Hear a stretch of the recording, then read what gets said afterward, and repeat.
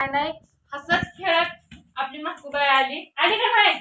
एक नंबर एक नंबर. सर्वांना पाया पडणे येते. तर माझ्या गुरुलेखीचा म्हणजे कविता ताईचा आज मायकाच्या दुधाचा कार्यक्रम असे आनंदाने पार पडलेला आहे.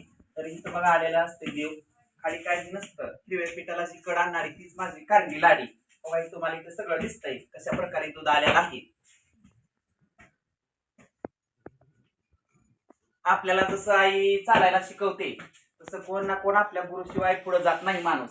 म्हणून मला मनावंसं वाटतं मला पण कुणीतरी शिकवलेलंच आहे असं, किंवा काढल्या लाडीचं सगळी श्रद्धा आहे.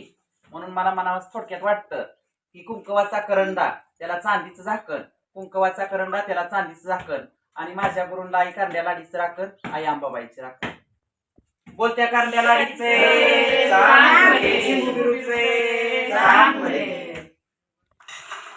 तर आता दूध बघा तुम्हाला दाखवते मी कसं आहे कसं नाही व्यवस्थित.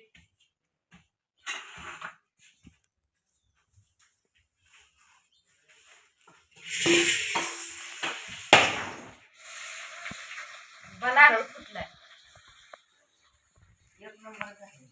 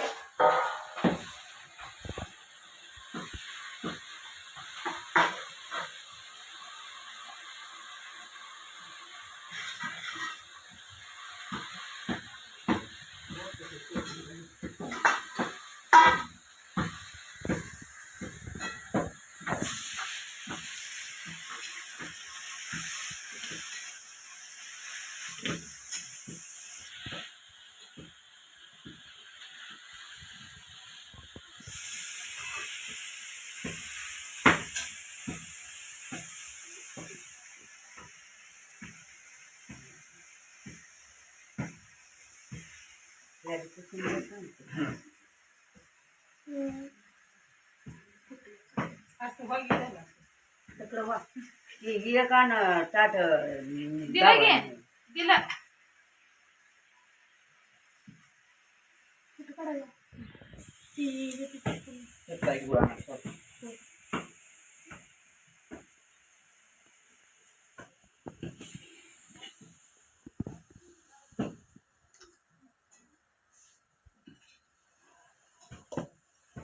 निघलं पाहिजे त्यांच्या सकट निघलं पाहिजे.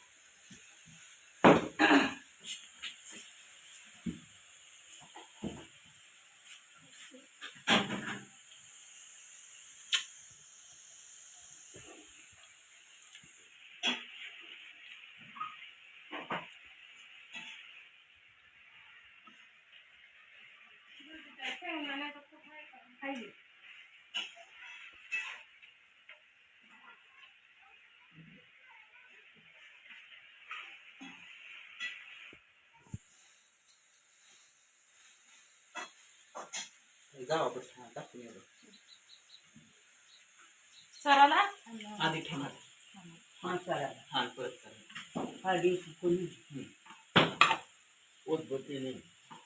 कोणतं आलं तेवढं तरी बाहेर पॅन्टी लागत होती.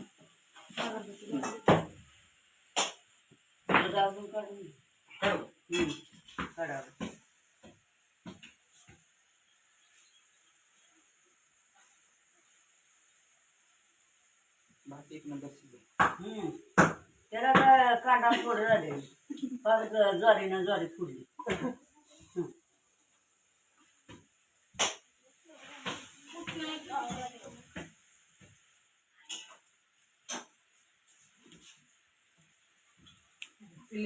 काकू एक जण मावळ पाच जणी चल बस.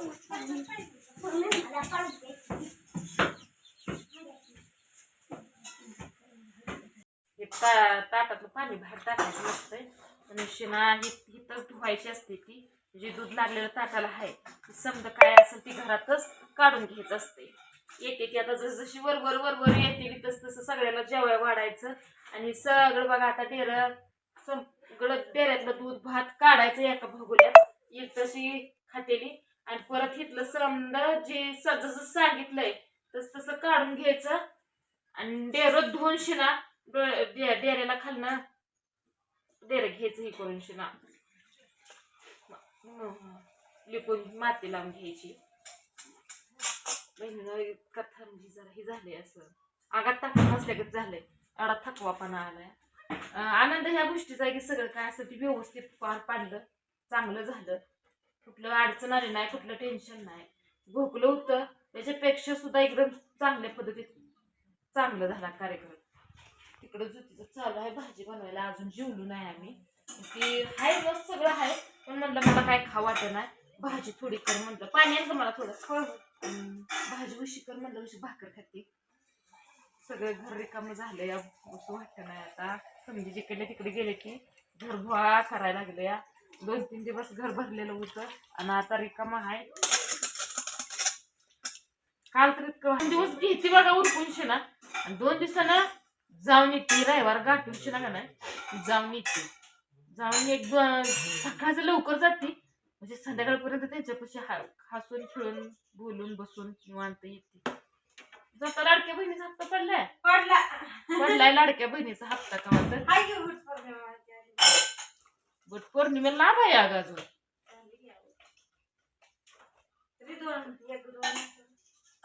काय 2 अजून लय 12-13 दिवस आहे वट पौर्णिमा. आता तर अमावस्या झाली काल सोमवारी, काल मंगळवारी सवासणी झाल्या. लाभ आहे अजून. आता माझं तर नियोजन बघ त्या पैशावर आईकडे बापाकडे मावशीकडे जाऊन बसून खाऊन पिऊन त्यांच्यापासून यायचं चटणी भाकर का असं. पण एक येळ आपूट त्यांच्यापाशी घालवून यायचं असं नियोजन आहे माझं. त्यांना काय तर नवं जुनं घास करून खायला न्यायचं, त्यांच्यापाशी बोलायचं, गप्पा हाणायच्या आणि मग संध्याकाळी आपल्या घराची वाट धरायची, घरी आपल्या यायचं. असं नियोजन आहे बघ माझं. इकडं ठेवले की ताटं घेऊन शिना. आता त्याच भोगल्यात बघा समजा काय असेल ती घेते काढून. एक आहे दुधाचा आणि एक आहे भाताचा. समजा काढून त्या डेऱ्यातनं घेते, डेरं बाहेर नेते चरापशी. जसं सांगितलंय तसं स्वच्छ पाण्यानं सांगितलंय धुवायला, धुवून घेते. आता कोणाची वाट बघत नाही कारण की सांगितलं तसं करायचं. ती दुधाच्या डेऱ्याला द्वारा बांधायचा म्हणजे भाताचा डेरा कोणचा आहे ती ओळखू येतो या. म्हणजे ती काय म्हणलं मी असलो नसलो तरी तुम्हाला ओळखू यावं, तुम्हाला यावं म्हणून ती सांगते आता या. माहित असा कार्यक्रम खरंच जोमात झाला, एकदम जोमात झाला. प्रत्येक जण विचारायला लागले कसं झालंय. खाण्यासुमाऱ्या चालू आहे त्या, झालं का नाही, दूध आलं का नाही, लय चालू आहे. पण दूध एकदम आनंदानं आलं. दूध कसं आलं, देवाकडल्या साईडला आलं, तिकडल्या साईडला, इकडल्या साईडला नाही. अंकार पुढे जाऊन दाखवलं, देवाकडल्या साईडला ती दूध जर असं उतू आले बघा पूर्णपणे. इकडे दाखव अंकार, एकदम देवाकडल्या साईडला उतू आले. त्या गोष्टीचा लय आनंद झालाय की देव सुद्धा माझ्या संग आहे साक्षाला वाटत. आपण निर्मळ मनानं करतोय त्यामुळं देव भगवंत आपल्या संग आहे. आपण कधी कुणाला वाईट करायचं नाही, हमेशा चांगलं करत राहायचं.